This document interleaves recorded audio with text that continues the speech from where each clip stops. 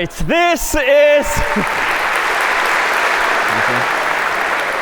this is CS50, Harvard University's introduction to the intellectual enterprises of computer science and the arts of programming. My name is David Malan, and this is week 0. And by the end of today, you'll know not only what these light bulbs here spell, but so much more. But why don't we start first with the elephant in the room. That is artificial intelligence, which is seemingly everywhere over the past few years. And it's been said that it's going to change programming. And that's absolutely the case. It's been that way, actually, for the past several years. It's only going to get to be the case all the more. But this is an incredibly exciting time. This is actually a good thing, I do think, insofar as now using AI in any number of forms, you can ask the computer to help solve some problem for you. You can find some bug or mistake in your code. Better still, increasingly, you can tell the AI what additional features you want to add to your software. And this is huge, because even in industry for years, humans have been programming in some form for decades, building products and solutions to problems.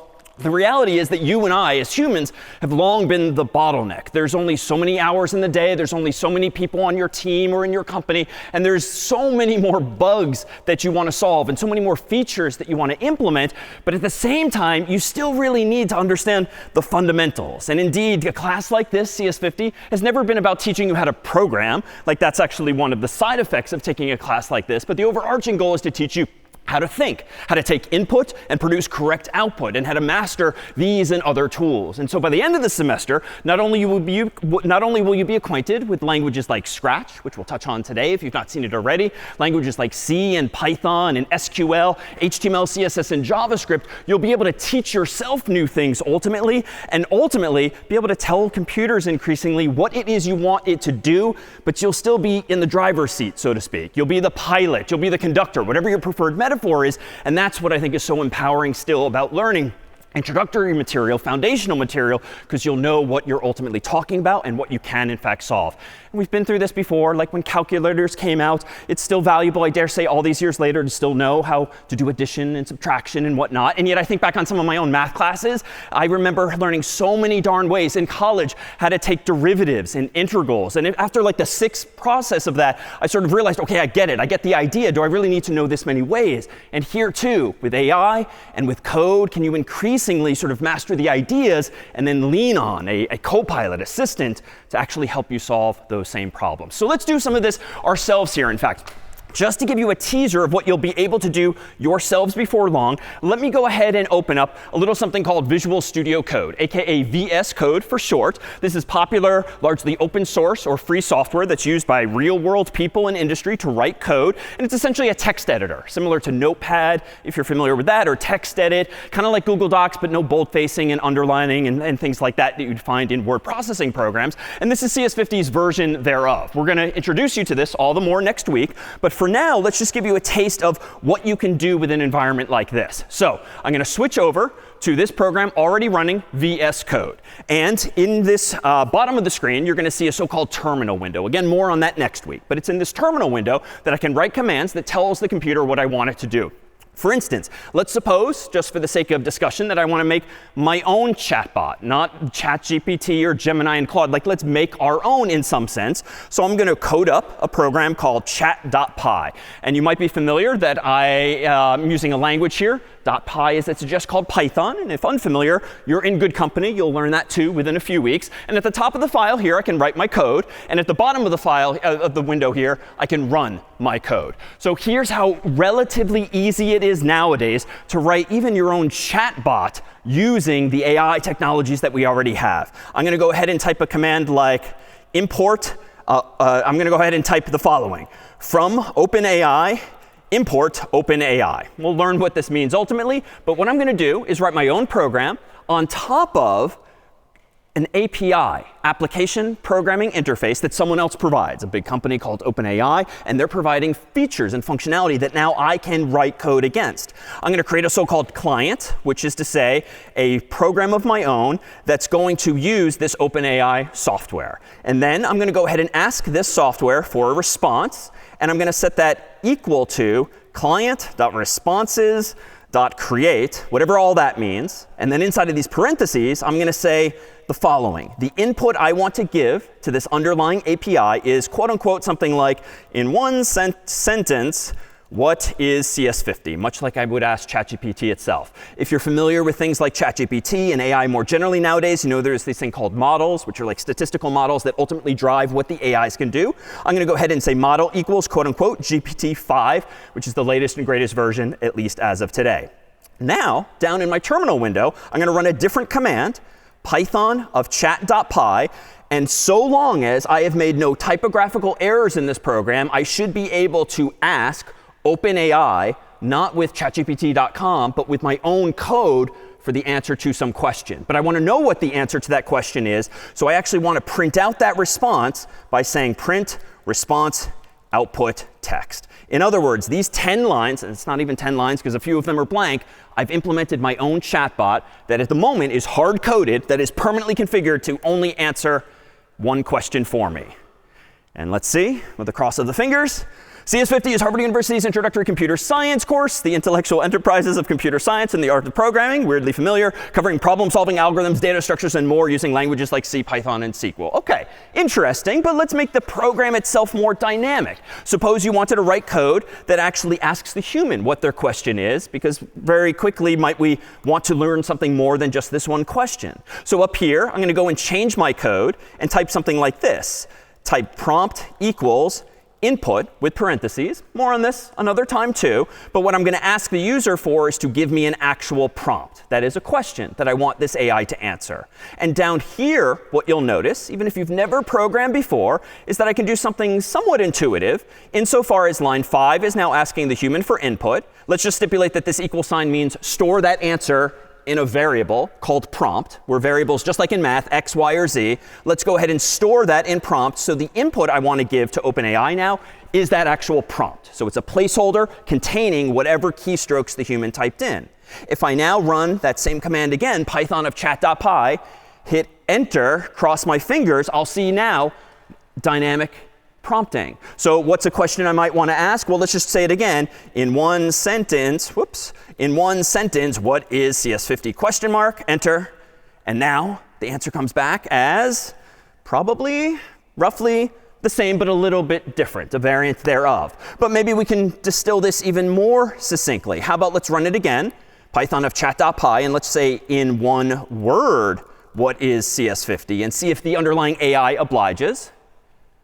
And after a pause, course, in a word. So that's not all that incorrect. And maybe we can have a little fun with this now. How about in one word, which is better? Maybe Harvard or Stanford? Question mark. Hope you picked right. Let's see. The answer is depends. OK.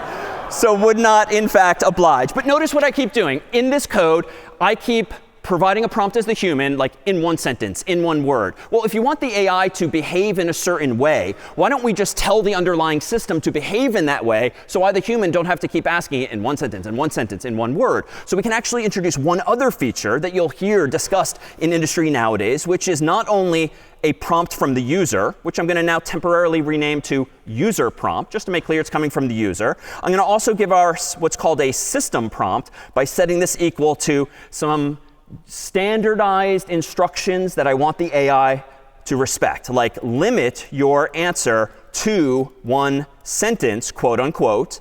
And now, in addition to passing in as input the user prompt, I'm going to actually tell OpenAI to use these instructions coming from this other variable called system prompt. So in other words, I'm still using the same underlying service, but I'm handing it now not only what the user typed in, but also this standardized text, limit your answer to one sentence. So the human, like me, doesn't have to do that anymore. Let's now go back to my terminal, run Python of chat.py once more, and this time we'll be prompted. But now I can just ask, what is CS50 question mark? And I'll likely get a correct and similar answer to before. And indeed, it's Harvard University's flagship introductory computer science course, ... So seems spot on too. But now we can have some fun with this too. And you might know that these GPTs nowadays have sort of personalities. You can make them obliged to behave in one way or another. Why don't we go into our system prompt here and say something silly like, pretend you're a cat.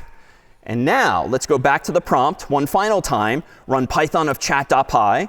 Prompt again will be say, what is CS50? And with a final flourish of hitting enter, What do we get back? CS50 is Harvard University's introductory computer science course teaching programming, algorithms, data structures, and problem solving, and it's available free online. Meow. So that was enough to coerce this particular behavior. So this is to say that with programming, you have the ability in like 10 lines of text, not all of which you might understand yet, but that's the whole point of a class like this, to build fairly powerful things, maybe silly things like this, but in fact, it's using these same primitives that CS50 has its own virtual rubber duck. And we'll talk more about this in the weeks to come. But long story short, in the world of programming, it's kind of a thing to keep a rubber duck literally on your desk, or really any inanimate, cute object like this, because when you are struggling with some problem, some bug or mistake in your code, and you don't have a friend, a teaching assistant, a parent, or someone else who's more knowledgeable than you about code, well, you literally are encouraged in programming circles to like talk to the rubber duck. And it's through that process of just verbalizing your confusion and organizing your thoughts enough to convey it to another person, or duck in this case, that so often that proverbial light bulb goes off and you realize, I'm being an idiot. Now I hear in my own thoughts the illogic or the mistake I'm making,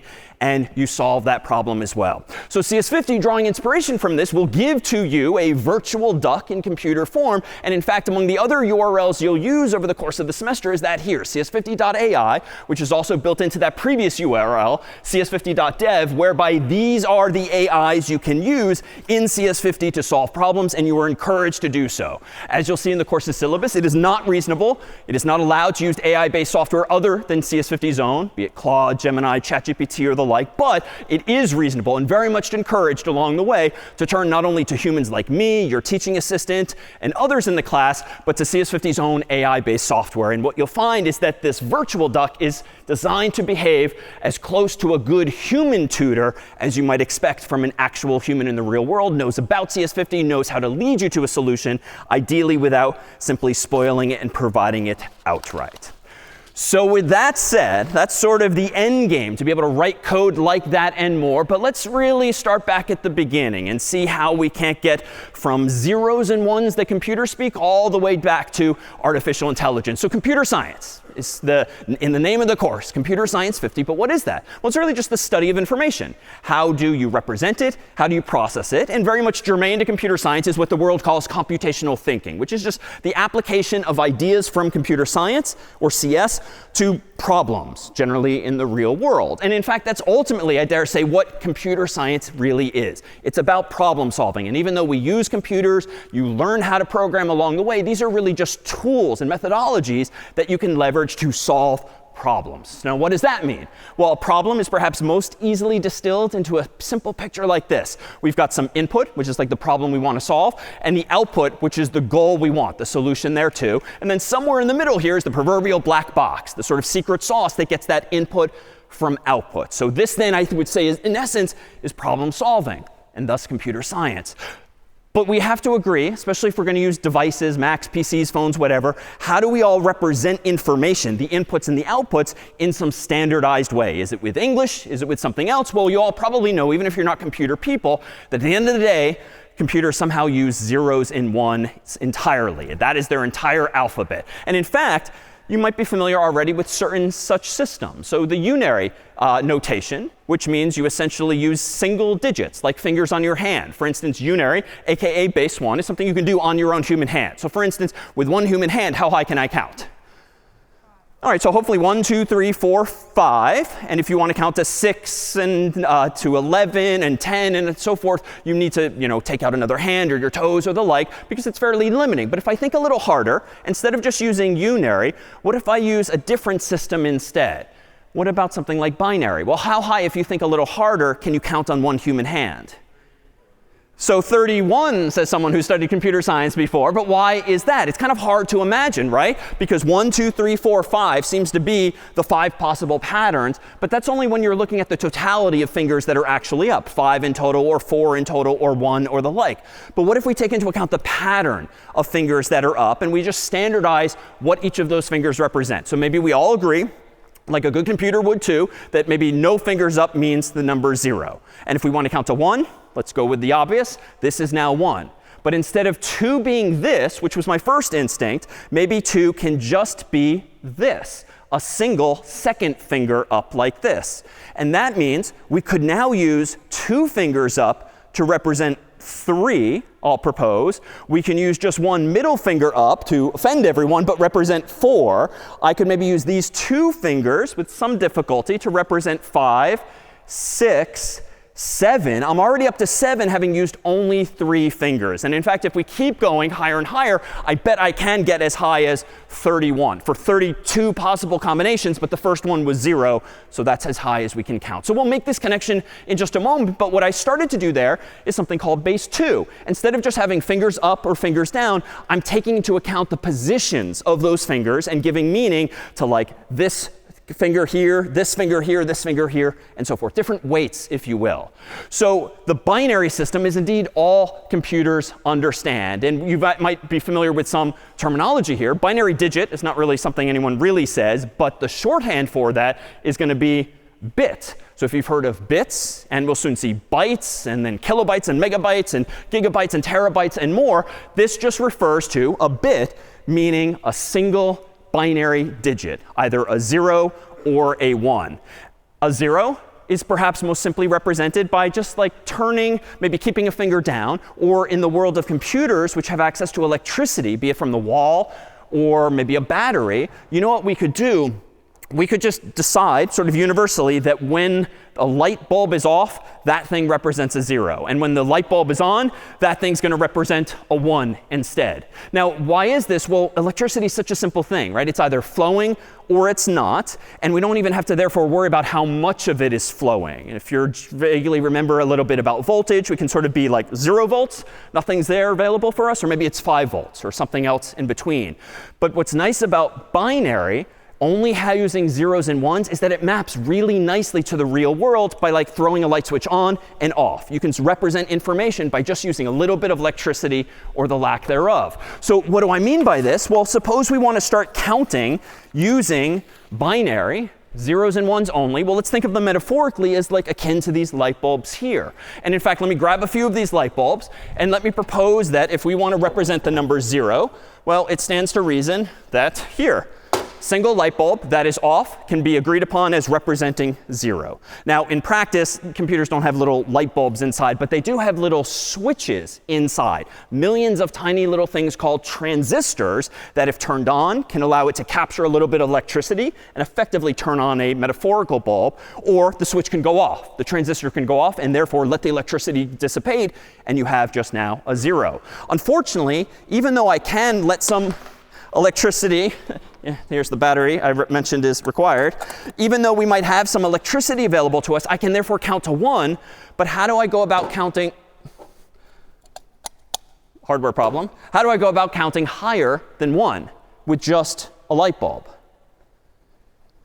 Yeah, so I need more of them. So let me grab another one here. And now I could put it next to it. And this 2, I'll claim, is just still the number 1. But if I want to turn 2 of them on, well, that would mean I could count to 2. And if I maybe grab another one, now I can count as high as 3. But wait a minute. I'm doing something wrong. Because with 3 human fingers, how high was I able to count? So 7 in total, starting at 0. So I've done something wrong here, but let me be a little more clever then about the pattern that I'm actually using. Perhaps this can still be 1, but just like my finger went up and only one finger in the second version of this, this can be what we represent as 2. Which one do I want to turn on as 3? Your left or your right? So you're right, because now this matches what I was doing with my fingers a moment ago, and I claimed we could represent 3 like this. If we want to represent 4, that's fine. We have to turn that off, and this on, and that's somehow 4. And let's go all the way up to 7. Which ones need to be on to represent the number 7? All right, so all of them here. Now, if you're not among those who just sort of naturally said all of them, like what the heck is going on? How do half the people in this room know what these patterns are supposed to be? Well, maybe you're remembering what I did with my fingers, but it turns out you're already pretty familiar with systems like this, even if you might not have put a name to it. So in the human world, the real world, most of us deal every day with the so-called base 10 system, otherwise known as decimal, dec implying 10, because in the decimal system, you have 10 digits available to you, 0 through 9. In the binary system, we only had 2, bi implying 2, so 0 and 1. And unary, we had just 1, a single digit there or not. So in the decimal system, we just have more of a vocabulary to play with. And yet, you and I have been doing this since grade school. So this is obviously the number 123. But why? It's technically just 3 symbols, 1, 2, 3. But most of us, your mind immediately goes, OK, 123. Pretty obvious, pretty natural. But at some point, you, like me, were probably taught that this is the ones place, and this is the tens place, and this is the 100s place, and so forth. And the reason that this pattern of symbols 1, 2, 3 is 123 is that we're all doing some quick mental math and realizing, well, that's 100 times 1 plus 10 times 2 plus 1 times 3. Oh, OK, there's how we get 100 plus 20 plus 3 gives us the number we all know mathematically is 123. Well, it turns out whether you're using decimal or binary or other base systems that we'll talk about later in the course, the system is still fundamentally the same. Let's kind of generalize this away. Here's a 3-digit number in some base system, specifically in decimal. And I know that only because of the placeholders that I've got on top of each of these numbers. But if we do a little bit of math here, 1, 10, 100, 1,000, 10,000, and so forth, what's the pattern? Well, technically, this is 10 to the 0. 10 to the 1, 10 to the 2, and so forth. And we're using 10 because we can use as many as 10 digits under each of those columns. But if we take some of those digits away and go from decimal down to binary, the motivation being it's way easier for a computer to distinguish electricity being on or off than coming up with like 10 unique levels of electricity to distinguish among. You could do it. It would be annoying and difficult to build in hardware. You could do it. So much simpler to just say on and off. It's a nice, simple world that way. So let's change the base from 10 to 2. And what does this get us? Well, if we now undo the math, that's 2 to the 0 is 1, 2 to the 1 is 2, 2 to the 2 is 4. So the mental math is now about to be the same, but the columns represent something a little bit different. So for instance, if I turn all of these off again, such that I've got off, off, off, otherwise known as 0, 0, 0. It's 0 because it's 4 times 0 plus 2 times 0 plus 1 times 0 still gives me 0. By contrast, if I turn on maybe just this one all the way over on the left, well, that's 4 times 1.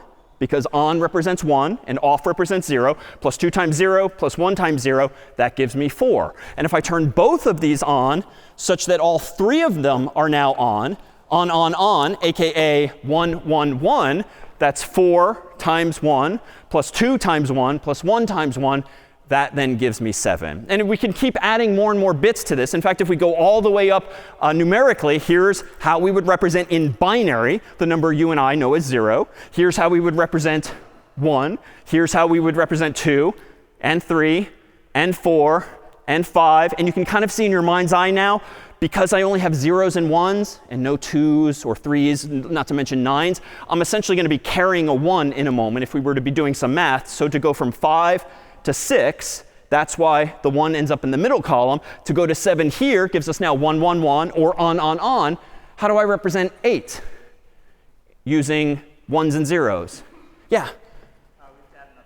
Yeah, so we're going to need to add another digit. We need to throw hardware at the problem using an additional digit so that we actually have a column representing 8. Now, as an aside, and we'll talk about this before long, if you don't have an additional digit available, if your computer doesn't have enough memory, so to speak, you might accidentally count from 0, 1, 2, 3, 4, 5, 6, 7, and then accidentally end up back at 0. Because if there's no room to store the 4th bit, well, all you have is part of the number. And this is going to create all sorts of problems then ultimately in the real world. So let me go ahead and put these back and propose that we have a system now, if you agree to sort of count numbers in this way, via which we can represent information in some standard way, and all the device underneath the hood needs is a bit of electricity to make this work. It's got to be able to turn things on, aka use some transistors, and it's got to be able to turn those things off so as to represent 0s instead of 1s. But the reality is, like, 2 bits, 3 bits, 4 bits aren't very useful in the real world, because even with 3 bits, you can count to 7. With 4, you can count to 15. These aren't very big numbers, so it tends to be more common to actually use units of measure of 8 bits at a time. A byte is just that. 1 byte is 8 bits. So if you've ever used the vernacular of kilobytes, megabytes, gigabytes, that's just referring to some number of bits, but 8 of them together compose one individual byte. So here, for instance, is a byte worth of bits, 8 of them total. I've added all the additional placeholders. And what number does this represent in decimal, even though you're looking at 8 binary digits? It's just 0, because like literally every column is a 0. Now this is a bit more of mental math, but unless you know it already, what if I change all of the zeros to ones? I turn all 8 light bulbs on. What number is this? Yeah, so 255. Now, those of you who didn't get that instantly, that's fine. You could certainly do the math manually. I dare say some of you have some prior knowledge of how to do this sort of system. But 255 means that if you start counting at 0 and you go all the way up to 255, OK, that's 256 total possibilities once you include 0 in the total number of patterns of zeros and ones. And this is just going to be one of these common numbers in computer science.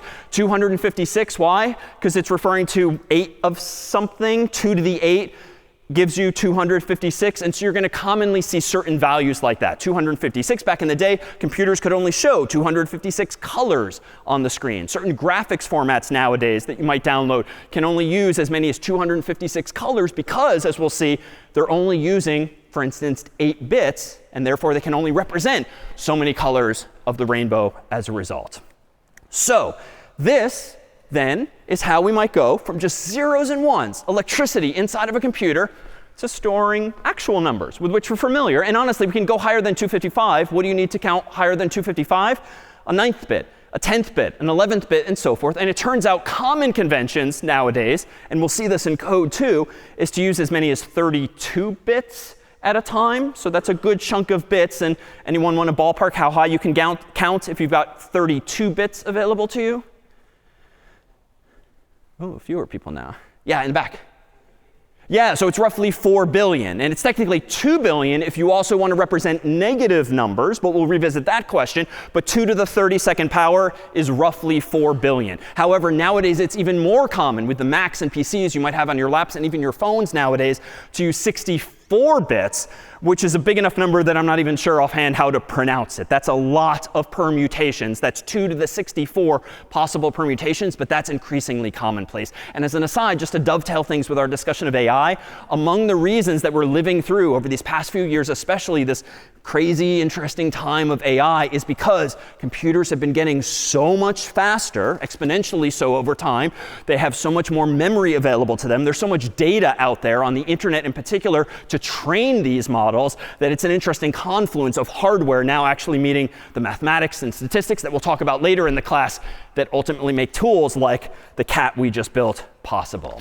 But of course, computers are not all math. And in fact, we'll use very little math per se in this class. And so let's move away pretty quickly from just zeros and ones and talk about letters of the alphabet, say in English. Here is the letter A. Suppose you want to use this letter in an email, a text message, or any other program. What is the computer doing underneath the hood? How can the computer store a capital letter A in English if at the end of the day, all the computer has access to is a source of electricity from the wall or from a battery, and it has a lot of switches that it can turn on and off and treat the electricity in units of 8 or 32 or 64 or whatever?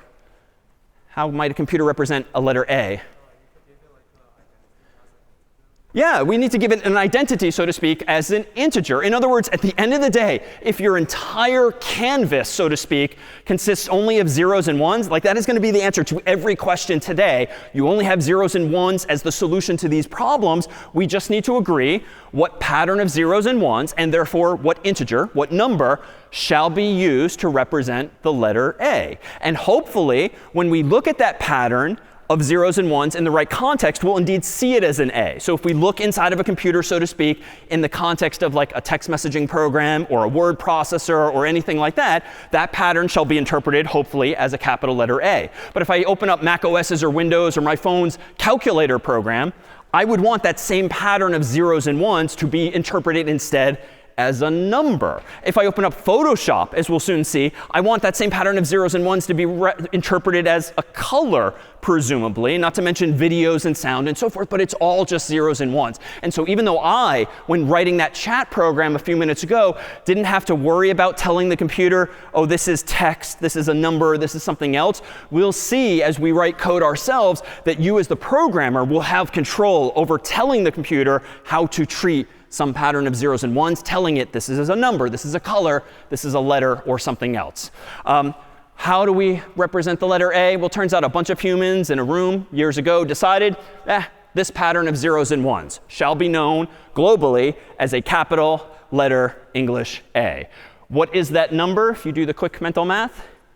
So indeed 65, because we had a 1 in the 64's place and a 1 in the 1's place. So 65, that's just sort of it. It would have been nice if it were just the number 1 or maybe the number 0. But at least after the capital letter A, they kept things consistent, such that if you want to represent a letter B, it's going to be 66. Capital letter C, it's going to be 67. Why? Because the humans in this room, a bunch of Americans at the time, standardized on what's called ASCII, the American Standard Code for Information Interchange. Doesn't matter what the acronym represents, but it was just a mapping. Someone on a piece of paper essentially started writing down letters of the alphabet and corresponding numbers so that computers subsequently could all speak that same standard representation. And here's an excerpt thereof. In this case, we're seeing 7 bits worth, but eventually we ended up using 8 bits in total to represent letters. And some of these are fairly cryptic, maybe more on those another time. But down here, if we highlight just one column, we'll see that indeed, on this cheat sheet, 65 is capital A, 66 is B, 67 is C, and so forth. So why don't we do a little exercise here? What pattern of zeros and ones do I see here? I've got 3 bytes, so 3 sets of 8 bits. And even though there's no placeholders now over the columns, what is this number? It's 60. Yeah, so we got the 1s, 2s, 4s, 8s.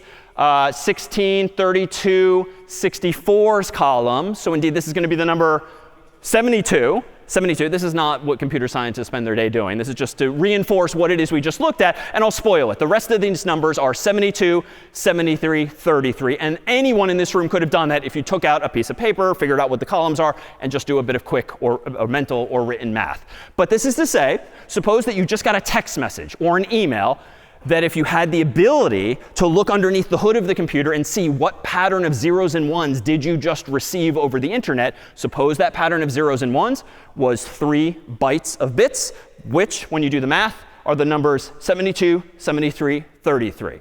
Well, here's the cheat sheet again. What message did you just get? Yeah, so it's high. Why? Because 72 is H and 73 is I. Now, some of you said high fairly emphatically. Why?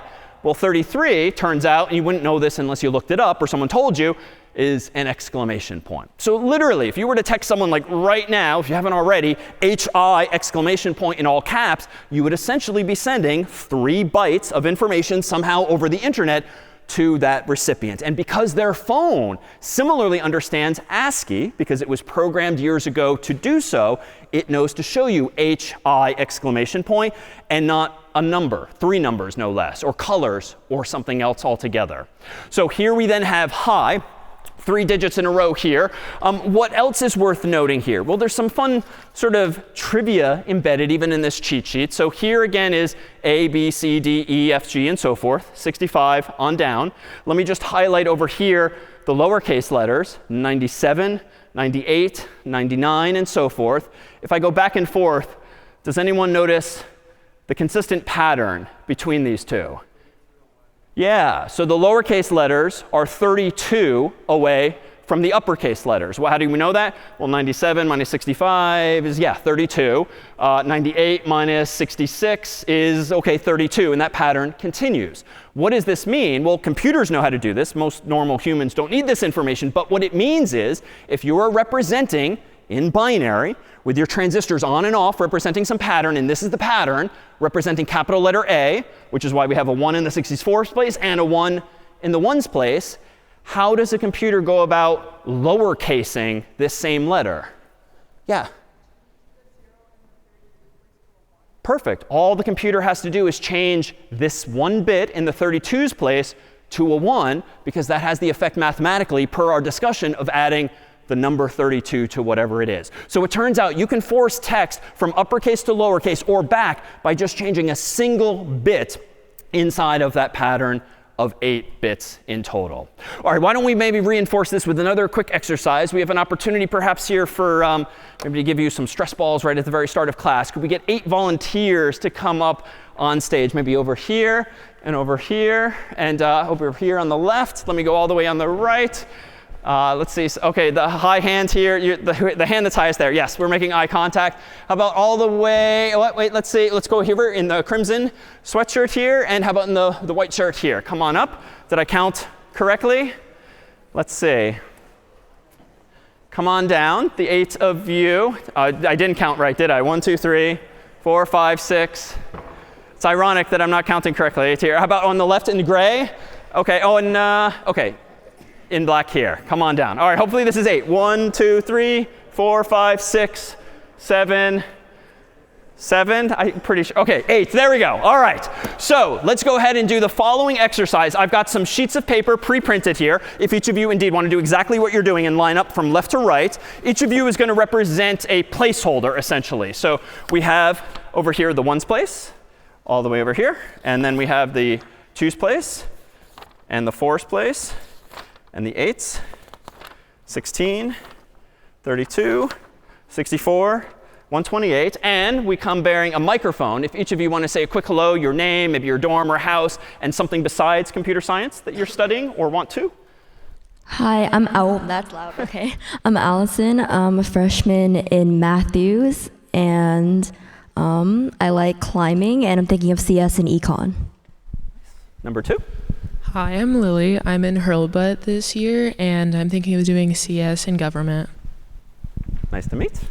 Hi, I'm Sean. I'm in Candidate Hall, and I'm thinking of doing astrophysics and CS. Welcome. Hi, I'm Jordan. I'm doing applied math with a specialization in CS and econ. And I'm in Wigglesworth, and I like going to the gym. OK, nice. 16. Hi, I'm Shiv. I'm studying Mackie, and I'm in Candidate G. Nice. Hi, I'm Sophia. I'm in Thayer, and I'm thinking of doing electrical engineering. Welcome. Hi, my name is Marie, and I'm in Candidate B, and I really like CS, physics, and astrophysics. Hi, I'm Alyssa. I'm in Holworthy. I'm also thinking of studying math or physics, and I also like to climb. Nice. Welcome to you all. So on the backs of their sheets of paper, they have a little cheat sheet that's describing what they should do in each of 3 rounds. We're going to spell out together a 3-letter word. You all, as the audience, have a cheat sheet above you that represents numbers, 2 letters. These folks don't necessarily know what they're spelling. They only know what they individually are spelling. So if your sheet of paper tells you to represent a 0 in a given round, just kind of stand there awkwardly, no hands up. But if you're told on your sheet of paper to represent a 1, just raise a single hand to make obvious to the audience that you're representing a 1 and not a 0. And the goal here is to figure out what we are spelling using this system called ASCII. All right, round 1, execute. What number is this here? I'm hearing, you can just shout it out. What number? 66 or B. So you're spelling B. All right, hands down. Round 2. More math. Feel free to shout it out. Oh, I heard it. Yeah, 79, which is O. OK, so we have B, O. Hands down. 3rd and final round. Execute. Number? Yes, 87, which is the letter? W, which spells? Bow, if you want to take your bow now. Ah, OK, here we go. You guys can keep those. OK, thank you. All right, you guys can head back. Thank you to our volunteers here. Very nicely done. We indeed spelled out bow. And that's just because we all standardized on representing information in exactly the same way, which is why when you type B-O-W on your phone or your computer, the recipient sees the exact same thing. But what's noteworthy in this discussion is that you can't spell a huge number of words. Like, yeah, English, OK, we've got that covered. But odds are you're noticing, depending on your own background, what human languages you read or speak yourself, that a whole bunch of symbols might be missing from your keyboard. For instance, we have accented characters here. In a lot of Asian languages, there's so many more glyphs than we could have even fit in that cheat sheet of numbers and letters. And so ASCII is not the only system that the world uses. It was one of the earliest, but we've moved on in modern times to a superset of ASCII that's generally known as Unicode. And Unicode uses so many more bits than ASCII that we even have room for all of these little things that we seem to send constantly nowadays. These are obviously images that you might send send with your phone or your computer, but they're technically characters. They're technically just patterns of zeros and ones that have similarly been standardized around the world to look a certain way, but this is an emoji keyboard in the sense that you're sending characters. You're not sending images per se. The characters are displayed as images, obviously, but really these are just like characters in a different font. And that font happens to be very colorful and graphical as well. So Unicode, instead of using just 7 or 8 bits, which if you do the quick mental math, if ASCII only used 7 or let's say 8 bits, how many possible characters can you represent in ASCII alone? 256, because if we do that quick mental math, 2 to the 8th, 256 possibilities, like that's it. That's enough for English, because you can cram all the uppercase letters, the lowercase letters, the numbers, and a whole bunch of punctuation as well. But it's not enough for certain other punctuation symbols, not to mention many other human languages. And so the Unicode Consortium, its charge in life has been to come up with a digital representation of all human language, past, present, and hopefully future, by using not just 7 or 8 bits, but maybe 16 bits per character, 24 bits, or heck, even 32 bits per character. And per before, if you've got as many as 32 bits available to you, you can represent, what, like 4 billion characters in total. And that's just one of the reasons why these emoji have kind of exploded in popularity and availability. There's just so many darn patterns. Like, what else are we going to do with all of these zeros and ones? But more importantly, emoji have been designed to really represent people and places and things and emotions in a way that transcends human language. But even then, they're somewhat open to interpretation. In fact, here's a pattern of, I think, 32 zeros and ones. I'm guessing no one's going to do the quick mental math here, but this represents what decimal number, if we do in fact do out the math, with that being the ones place all the way over to the left? Well, that's the number 4,036,991,106. Who knows what that is? It's not A, and it's nothing near A, uppercase or lowercase, but it is among the most popular emoji that you might send typically on your phone, laptop, or other device, namely this thing here, face with tears of joy, which odds are you've sent or received recently. But interestingly, even though many of you might have iPhones and see and send the same image, you'll notice that if you see a friend who's got Android or some other device, maybe you're using Meta's Messenger program or Telegram or some other messaging service, sometimes these emoji look a little bit different. Why? Because what a Unicode has done is they decided there shall exist an emoji known as, face with tears of joy. Then Apple and Google and Microsoft and others, they're sort of free to interpret that as they see fit. So what you see on the screen here is a recent version from iOS, Apple's operating system. Google's version of the same looks a little something like this. And on Telegram, if you have animations enabled, the same idea, face with tears of joy, is actually animated. But it's the same pattern of zeros and ones in each case. But again, they each essentially have different graphical fonts to present to you what each of those images actually is. All right, so those are each, images. So those are each images. How is the computer representing them, though? At the end of the day, we've represented numbers, we've represented letters, but how about these things here, colors? So how do we represent red or green or blue, not to mention every other color in between? At the end of the day, we only have one canvas at our disposal. Yeah. So integers is the exact same answer as before. We just need to agree on what number do we use for red, what do we use for green, what do we use for blue, and we can come up with some standardized pattern for this. In fact, one of the most common techniques for doing this, and one of the most common ways to do this in the real world, is to use a combination of 3 colors together. Some amount of red, some amount of green, and some amount of blue, and mix them together to get most any color of the rainbow that you might want. This is sort of a picture of something I grew up with back in the day, where in like middle school, when we'd watch movies or some kind of show in class, we would kind of, this projector screen would be over here. This is an old school projector with 3 different lenses, one of which projects some amount of green, some amount of red, some amount of blue. And so long as the lenses are correctly oriented to all point at the same circle, or like rectangular region on the screen, you would see any number of colors coming to life in the old school video. And I still remember all these years later, we would kind of sit and lean up against it because it was super warm and you could feel it. It was an easy way to fall asleep back in grade school. But we use the same fundamental color system nowadays as well, including in modern programs like Photoshop. So let's abstract that away, focus on just 3 colors, some amount of red, green, and blue. And let's propose, for the sake of discussion, that we want to mix together like a medium amount of red, a medium amount of green, and just a little bit of blue. For instance, let's propose that we'll use 72 amount of red, 73 amount of green, or 33 amount of blue, RGB. Now, why these numbers? Well, in the context of ASCII, or Unicode, which is just a superset thereof, what does this spell? High. But again, if you were instead to open a file containing these three numbers, or really these 3 bytes of bits, in Photoshop, you would hope that they're going to be interpreted not as letters on the screen, but as the color of a dot on the screen instead. So it turns out that typically, when you have 3 of these numbers together, each of them is using a single byte, so 8 bits. So you can have 0 red or 255 red, 0 green or 255 green, or 0 to 255 of blue. So 0 is none, 255 is the max. So if we mix these together, imagine just like that projector, consolidating these 3 colors into one central point. Anyone want to guess what you're going to get if you mix some red, some green, some blue in those amounts and way back?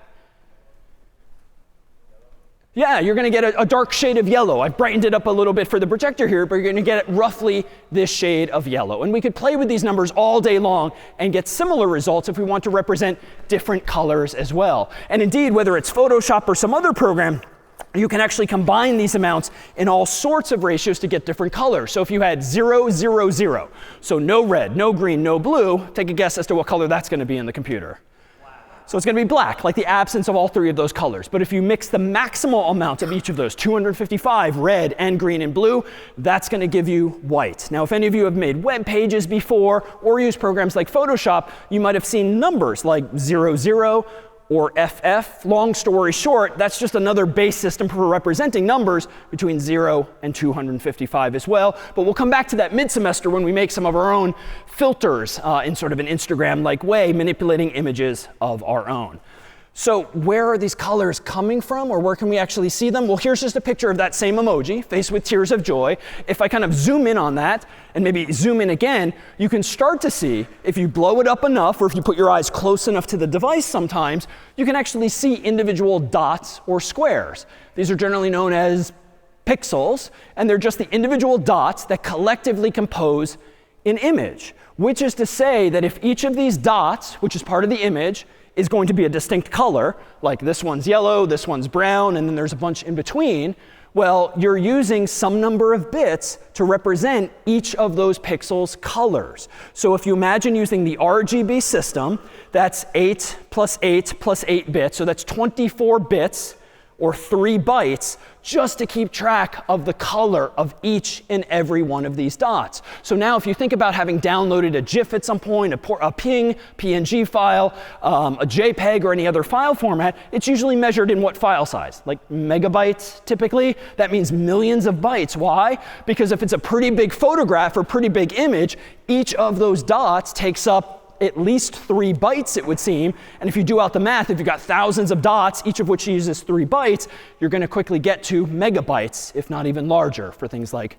say, videos. But again, it's just patterns of zeros and ones, and so long as the programmer knows what they're doing and tells the computer how to interpret those zeros and ones, and equivalently, so long as the software knows, look at these zeros and ones and interpret them as numbers or letters or colors, we should see what we intended to represent. All right, so that's colors and images. What about how many of you kind of played with these little flip books as a kid where they've got like 100 different little pictures and you flip through them really quickly and you see what looks like animation in book form? Well, this is essentially a video. So therefore, what is a video, or how can you think of what a video is?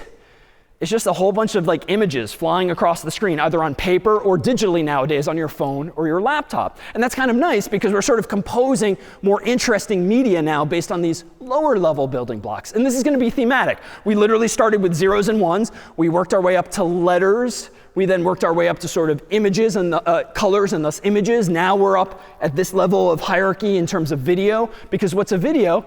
It's like 30 images per second flying across the screen, or maybe slightly fewer than that, that collectively tricks our mind into thinking we are seeing motion pictures. And that's the old school term for movies, but it literally is what it was. Motion pictures was this film was showing you 30 pictures per second, and it looks like motion, even though you're just looking at images, much like this flip book, very quickly, one after the other. What about music? Well, how could you go about representing musical notes if, again, your only ingredients are zeros and ones? Even if you're not a musician, how do you represent music like that on the screen here? Yeah? OK, so the frequency, like the tone that you're actually hearing from the device, what else might weigh in besides the frequency of the note? Yeah? So the speed of the note, or maybe the duration, like if you think about a physical piano, like how long you're holding the key down for or not. What else? So the amplitude, maybe how loud, like how hard did you hit the keyboard to generate that sound. So let me propose, at the risk of simplifying, we could represent each of these notes using 3 numbers, maybe 0 to 255 or some other range that represents the frequency or the pitch of the note, the duration, and the loudness. And so long as the person receiving a file containing all of those zeros and ones knows how to interpret them 3 at a time, I bet you could share a musical file with someone else that they could hear in exactly the same way that you yourself intended. Let me pause here to see if there's any questions now, because we've already built our way up from zeros and ones now to video and sound. Yeah, in front.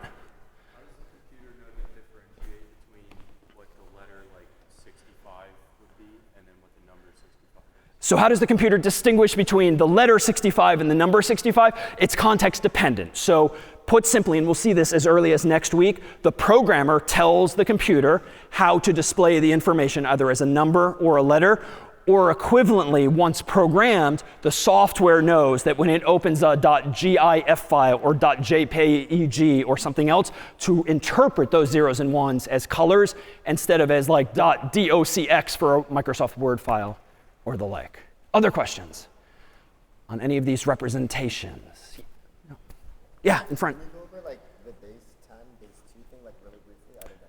Sure. So can we go over base 10 and base 2? So base 10 is like literally the numbers you and I use every day. It's base 10 in the sense that you have 10 digits at your disposal, 0 through 9, and any numbers you want to represent in the real world must be composed using 0 through 9.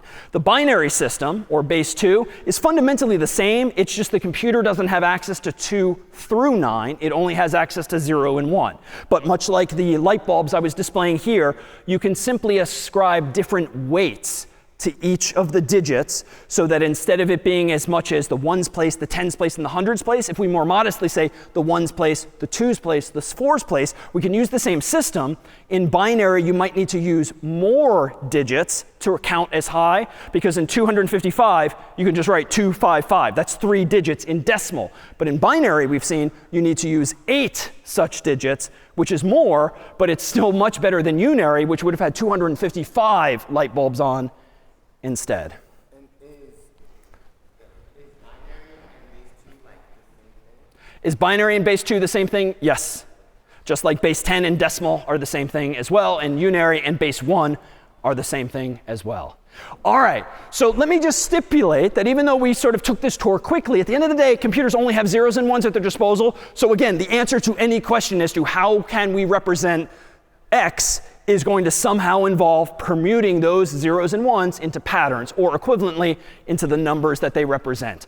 But if we now have a way to represent all inputs in the world, be it letters, numbers, images, videos, anything else, and get output from some problem-solving process, like how do we actually solve problems? Well, the secret sauce in the middle here is another term that you've probably heard in the real world nowadays, which is that of algorithm, step-by-step instructions for solving some problem. So this ultimately is what computer science really is about too, is not just representing information, but somehow processing it, doing something interesting with it to actually solve the problem that you've been provided as input so you can output the correct answer. Now, there's all sorts of algorithms implemented in our phones and in our Macs and PCs, and that's all software is.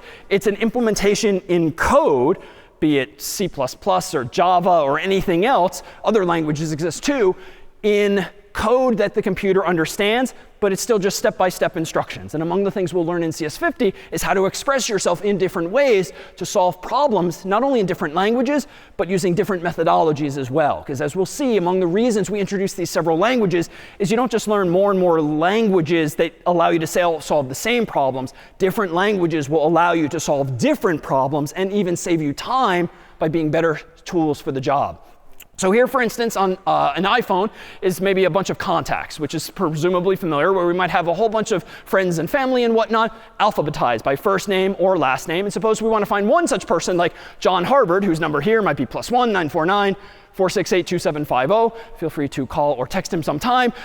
This is the goal of this problem. If we have our contacts app and I start typing in John's name by first name or last name, the autocomplete nowadays kicks in and it somehow filters the list down from my 10 friends or 100 friends or 1,000 friends into just the single directory entry that matches. So here too, back in the days of RG&B projector, we had phone books like this here too. I'm pleased to say, thanks to our friend Alexis, this is the largest phone book that we've used for this demonstration.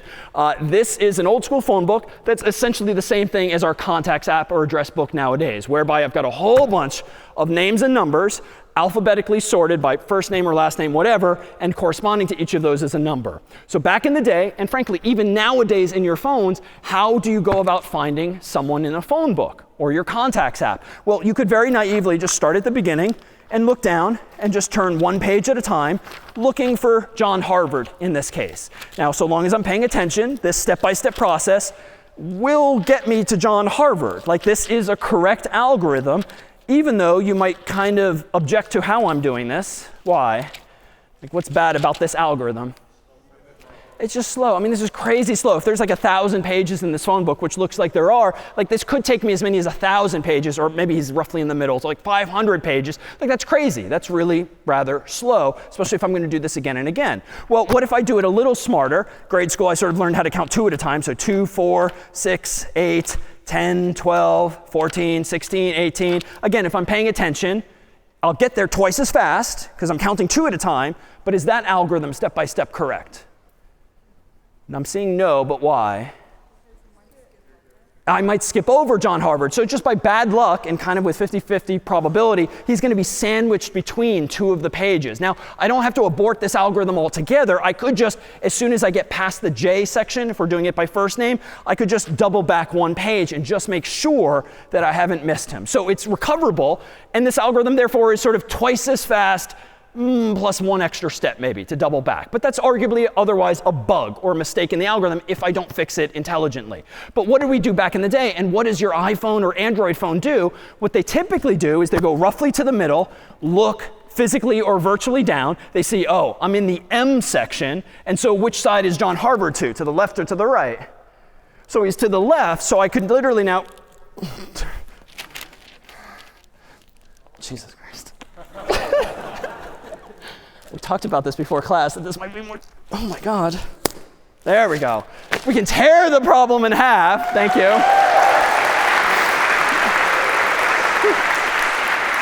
It's been a while. We can tear the problem in half. We know that John Harvard is to the left, so I can throw half of the problem away if dramatically, such that I'm now gone from a 1,000-page problem to 500 pages instead. What now can I do? I can go roughly to the middle here, and maybe I'm in the E section. So I went a little too far back to the left, but I kept it simple, and I just divided so that I can conquer this problem, if you will. And if I'm in the E section now, is John Harvard to the left or to the right? To the right, so I can again, Jesus Christ.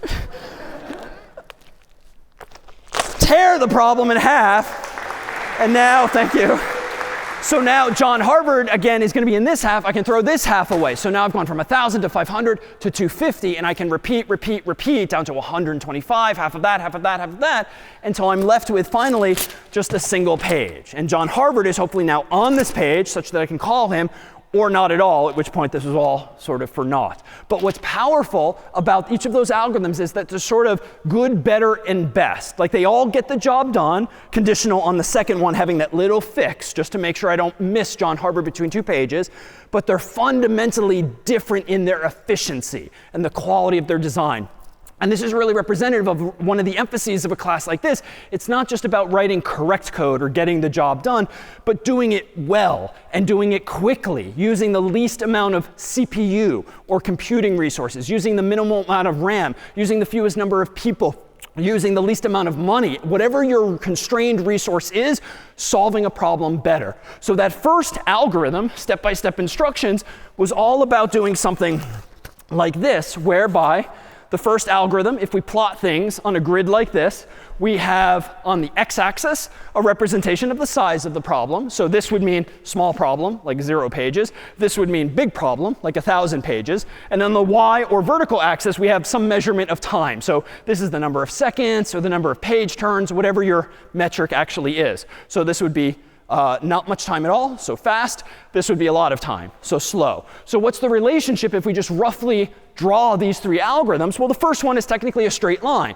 And we'll describe that as n. The slope is n, because if you think of n as a number for the number of pages, well, there's a one-to-one relationship in the first algorithm as to how many times I have to turn the page based on how many pages there actually is. And you can think about this in the extreme.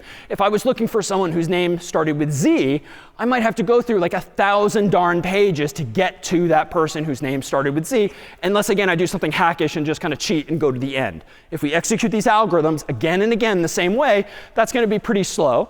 But the second algorithm was pretty much twice as fast, plus that one extra step potentially. But it's still a straight line, because if there's 1,000 pages, and I'm dividing the problem, I'm doing 2 pages at a time, well, that's like n divided by 2 steps, plus 1, give or take. But it's still a straight line but it's still better. Notice, if this is the size of the problem, 1,000 pages for instance, we'll notice that the first algorithm took literally twice as much time as the second algorithm. So we're doing better already. But the third algorithm, fundamentally, is going to look something like this. And if you remember your logarithm, so to speak, sort of the opposite of an exponential, this curve is so much lower and flatter, if you will, than either of these two. Mathematically, more on this another time, the slope is going to be like log base 2 of n, or just logarithmic in nature. But what it means is that it's growing very, very, very slowly. It's still going up. It's never going to flatline and go perfectly horizontal, but it goes up very slowly. Why? Well, if you think about 2 towns nearby, like Cambridge on this side of the river and the town of Alston on the other, suppose that they still have phone books like this one, and they merge their phone books for whatever reason. So overnight, we go from a 1,000-page phone book to a 2,000-page phone book. The first algorithm is going to take literally twice as long, as will the second one, because we're only going through it 1 or 2 pages at a time. But if the phone book size doubles from this year, for instance, to next year, you can kind of, in your mind's eye, think about the green line. It's not going to go up that much higher. Why? Well, practically speaking, even if the phone book becomes 2,000 pages long, well, how many more times do you have to tear or divide that problem in half? Just one, because you're taking 1,000-page bite out of it, or 500, then a 250. You're taking much bigger bites out of it than just 1 or 2 at a time. And so what computer science and what algorithms and about good design is about is figuring out what is the logic via which you can solve problems not only correctly, but efficiently as well. And that then gives us these things called algorithms. And when it comes time to code, which we're about to do too, code is just an implementation in a language the computer understands of an algorithm. Now, this assumes that we've come up with some digital way, that is to say 0 and 1 based way, to represent names and numbers. But honestly, we already did that. We came up with ASCII and then Unicode to represent the names. Representing numbers is even easier than that. That's really where we started. So code is just about taking as input some standardized representation of names and numbers and spitting out answers. And that's truly what iOS and Android are doing. When you start doing autocomplete, they could be searching from the top to the bottom, which is fine if you've only got a few friends and family in the phone. But if you've got 1,000, or if you've got 10,000, or if it's not a phone book anymore, it's some database with lots and lots of data, well, it stands to reason that it'd be nice maybe if the computer kept it all alphabetized, just like that book, and jumped to the middle, then the middle of the middle, then the middle of the middle of the middle, and so forth. Why? Because the speed is going to be much, much faster, logarithmic in nature, and not linear, so to speak, in nature. But we'll revisit those topics as well. But for now, before we get into actual code, let's talk for a moment about pseudocode. So pseudocode is not one formal thing. Every human will come up with their own way of representing pseudocode. It's an English-like or human-like formulation of step-by-step instructions, just using terse, correct English, or whatever human language. So for instance, if I want to translate what I did somewhat intuitively with that phone book by just dividing in half into step-by-step instructions I could hand you, or nowadays like a robot or something like that, well, step 1 was essentially to pick up the phone book, which I did. Step 2 was I opened to the middle of the phone book in the third and final algorithm. Step 3 was look at the page, as I did. Step 4 got a little more interesting. Even though I didn't verbalize this, presumably I was asking myself a question. If the person I'm looking for, John Harvard, is on the page, then I would have called him right then. But if he weren't on the page, if he instead were earlier in the book, as did happen, well, then I'm going to go to the left, so to speak. But more methodically, I'm going to open to the middle of the left half of the book. Then I'm going to go back to line 3. That's interesting. We'll come back to that in a moment. But else, if the person is later in the book, well, I'm going to open to the middle of the right half of the book and then go back to line 3. Now, let's pause here. Why do I keep going back to line 3? This would seem to get me doing the same thing forever, endlessly, but not quite. Why? Yeah, so because I am dividing the problem in half, for instance, on line 6 or line 9, implicitly, just based on how I've written this, the problem's getting smaller and smaller and smaller. So it's fine if I keep doing the same logic again and again, because if the problem's getting smaller, eventually it's going to bottom out, and I'm going to have just one person on that page that I want to call, and so the algorithm's done. But there is a perverse corner case, if you will, and this is where it's ever more important to be precise when writing code and anticipate what could go wrong. I should probably ask one more question in this code, not just these 3. What might that question be? Yeah. Yeah, so if John Harvard is not in the book, there's this corner case where what if I'm just wasting my time entirely and I get to the end of the phone book and John Harvard's not there? What should the computer do? Well, as an aside, if you've ever been using your Mac or PC or phone and the thing just freezes, or like the stupid little beach ball starts spinning or something like that, and you're like, what is going on? Some human at Google or Microsoft or Apple or the like made a mistake. They forgot, for instance, that fourth uncommon but possible situation wherein if they don't tell the computer how to handle it, the computer is effectively going to freak out and do something undefined, like just hang or reboot or do something else. So we do want to add this, else quit altogether. So you have well-defined behavior. And truly think that the next time your computer or phone spontaneously reboots or dies or does something wrong, it's probably not your fault per se. It's some other human elsewhere did not write correct code. They didn't anticipate cases like these. But now let's use some terminology here. There's some salient ideas that we're going to see in Scratch and C and Python and these other languages I alluded to earlier. Everything I've just highlighted here, henceforth, we're going to think of as functions. Functions are verbs or actions that really get some small piece of work done for you. Functions are verbs or actions. Here, though, highlighted is the beginning of what we'll call conditionals. Conditional is like a fork in the road. Do I go this way? Do I go this way? Or some other way altogether? How do you decide what road to go down? We're going to call these questions you ask yourself Boolean expressions, named after a mathematician, Boole. And a Boolean expression is just a question that has a yes or no answer, or a true or false answer, or a 1 or 0 answer. Just it's a binary state, yes or no, typically. Otherwise, we have this, go back to, which is what we're generally going to call a loop, which somehow induces cyclical behavior again and again. And those functions and those conditionals, Boolean expressions and loops and a few other concepts are pretty much what will underlie all of the code that we write, whether it is in Scratch, C, or something else altogether. But we need to get to that point.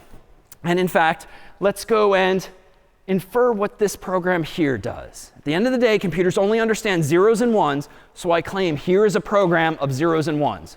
What does it do? Anyone want to guess? I mean, we could spend all day converting all of these zeros and ones to numbers, but they're not going to be numbers if it's code. What do you think? That's amazing. It does, in fact, print hello world. All right, so no one, except like maybe you and me and a few others in the room, should know, and that was probably guess, admittedly, or advancing on the slide. But why is that? Well, it turns out that not only do computers standardize information, data, like numbers and letters and colors and other things, they also standardize instructions. And so if you've heard of companies like Intel or AMD or NVIDIA or others, among the things they do is they decide as a company what pattern of zeros and ones shall represent what functionality. And it's very low-level functionality. Those companies and others decide that some pattern of zeros and ones means add two numbers together, or subtract, or multiply. Another pattern might mean load information from the computer's hard drive into memory. Another might mean store it somewhere else. Another might mean print something out to the screen. So nested somewhere in here, and admittedly I have no idea which pattern offhand because it's not interesting enough to go figure it out at this level, says print. And somewhere in there, like this gentleman proposed, I bet we could find the representation of H, which was 72, and E, and L, and L, and O, and everything that composes hello world. Because as it turns out, in programming circles, the very first program that students typically write is that of hello world. Now, this one here is written in a much more intelligible way. Even if you're not a programmer, odds are if I asked you, what does this program do, you would have said, oh, hello world, even though there's a lot of clutter here. Like, no idea what this is until next week. Int main void, that looks cryptic. There's these weird curly braces, which we rarely use in the real world. But at least I understand a few words like hello and world. And this is kind of familiar, printf, but it's not print, but it's probably the same thing. So here, too, is an example of this hierarchy. Back in the day, in the earliest days of computers, humans were writing code by representing zeros and ones. If you've ever heard your parents talk about punch cards or the like, you're effectively representing patterns that tell the computer what to do or what to represent, like literally holes in paper. Well, pretty quickly early on, this got really tedious, only writing code at such a low level. So someone decided, you know what? I'm going to put in the effort. I'm going to figure out what patterns of zeros and ones I can put together so as to be able to convert something more user-friendly to those zeros and ones. And as a teaser for next week, that person invented the first compiler. A compiler is just a program that translates one language to another.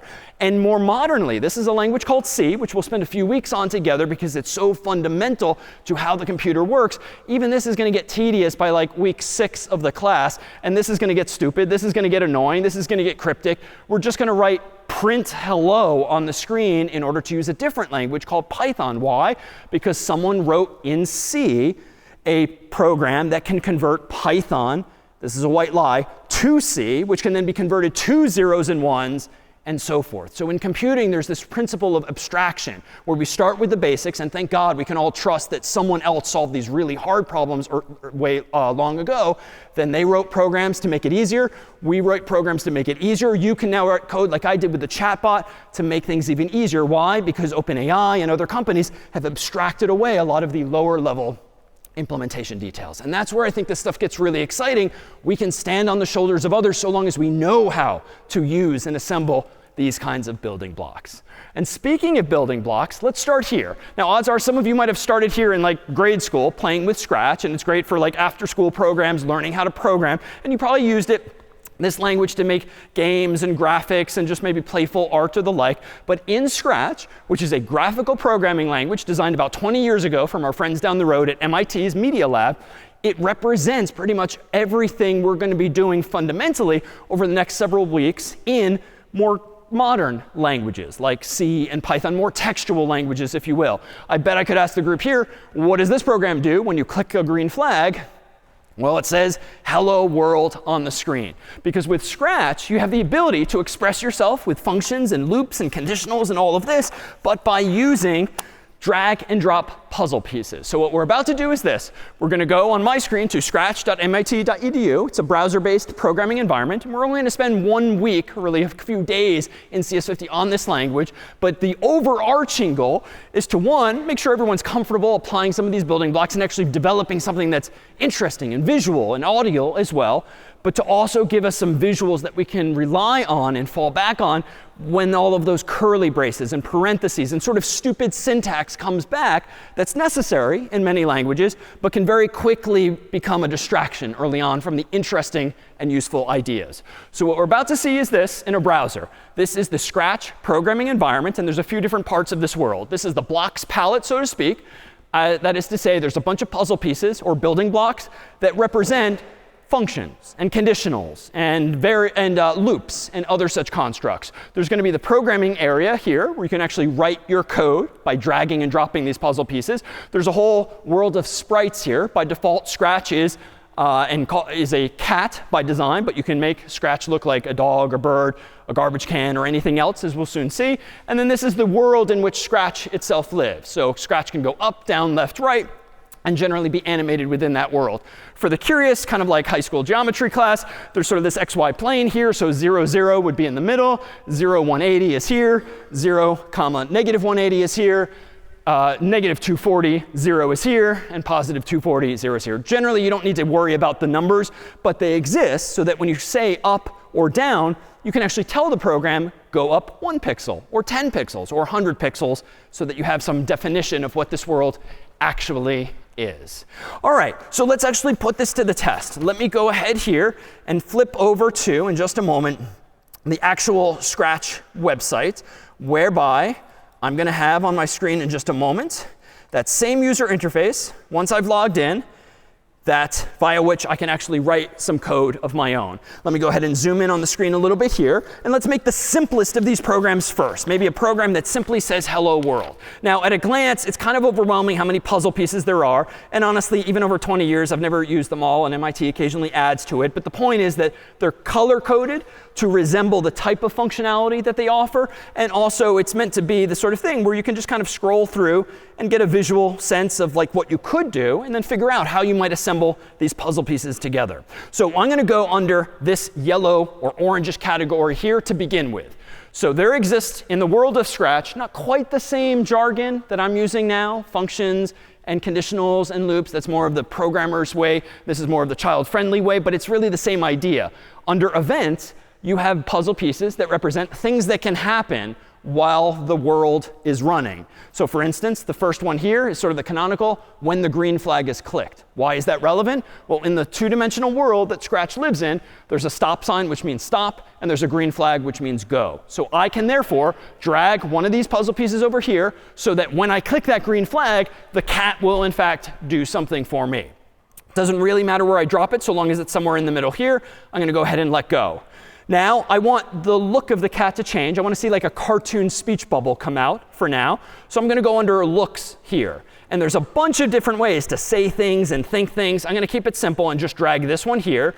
And now notice when I get close enough to that first puzzle piece, they're sort of magnetic and they want to snap together. So I can just let go and boom, because they're a similar shape, they will lock together automatically.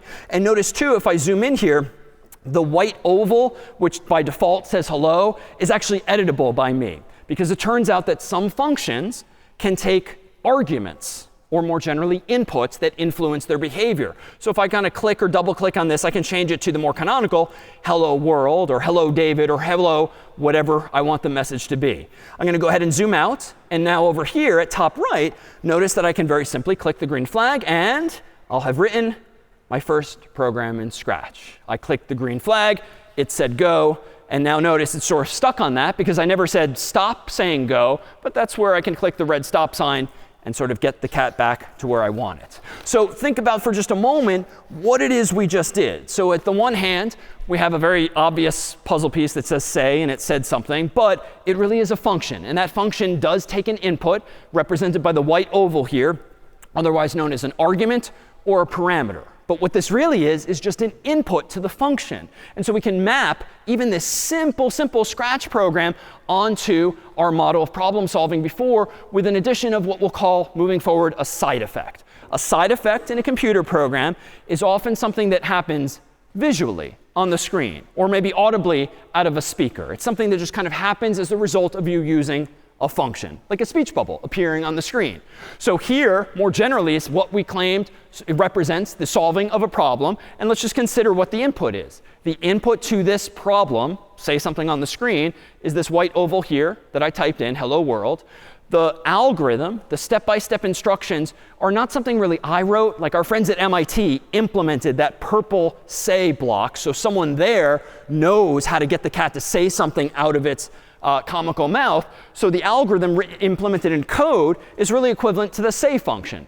So a function is just a piece of functionality implemented in code, which in turn implements an algorithm. So algorithm is sort of the concept, and the function is actually the incarnation of it in code. What's the output? Well, hopefully, it's this side effect, seeing the speech bubble come out of the cat's mouth like this. All right, so that's one such program, but it's always going to play and look the same. What if I actually want to prompt the human for their actual name? Well, let me go back to the puzzle pieces here. Let me go ahead and throw this whole thing away. And if you want to delete blocks, you can either right-click or control-click and choose from a menu, or you can just drag them there and sort of let go, and they'll disappear. I'm going to go back in and get another event block, even though I could have reused that same one. I'm going to go ahead and go under Sensing now. And if I zoom in over here, you'll see a whole bunch of things, like I can sense distance and colors. But more pragmatically, I can use this function in blue, ask something, and then wait for the answer. And what's different about this puzzle piece is that it too is, yes, a function. It too takes an argument. But instead of having an immediate side effect like displaying something on the screen, it's essentially inside of the computer going to hand me back the response. It's going to return a value, so to speak. And a return value is something that the code can see, but the human can't. A side effect is something the human sees, but a return value is something only the computer sees. It's like the computer is handing me back the user's input. So how does this work? Well, notice, and this is a bit strange, this isn't usually how variables work, but Scratch 2 supports variables. And that was a word I used quickly at the very start when we were making the chatbot. A variable, like in math, x, y, or z, just stores some value. But it doesn't have to store a number. In code, it can store like a human name. So what's going to happen when I use this puzzle piece is that once the human types in their name and hits enter, MIT, or really Scratch, is going to store the answer, the so-called return value, in a variable that's designed to be called answer. But as we'll see, you can make your own variables down the line if you want and call them anything you want. But let me go ahead and zoom out. Let me drag this over here. I'm going to use the default question, what's your name? But I could certainly change the text there. And let me go under looks again. Let me go ahead and grab the say block. And let me go ahead and say, just for consistency, like hello, comma.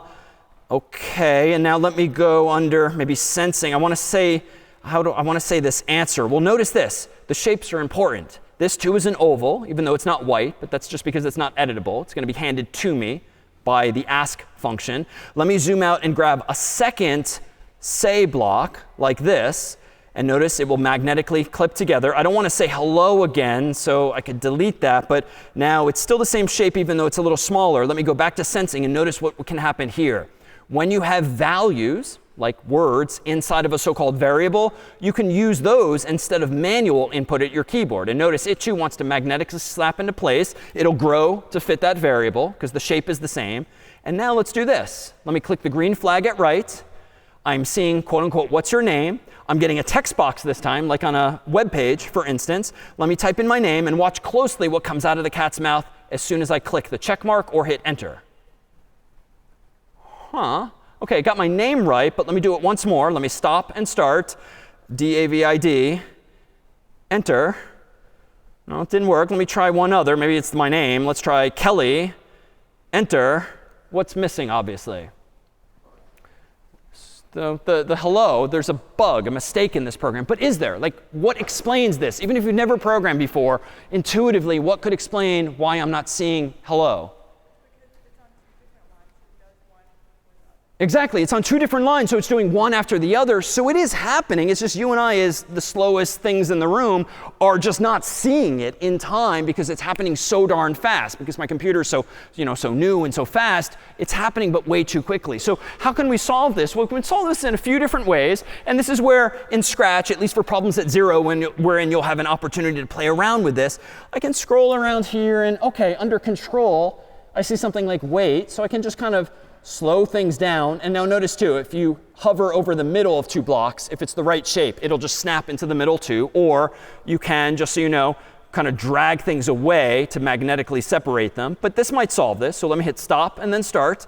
DAVID, enter.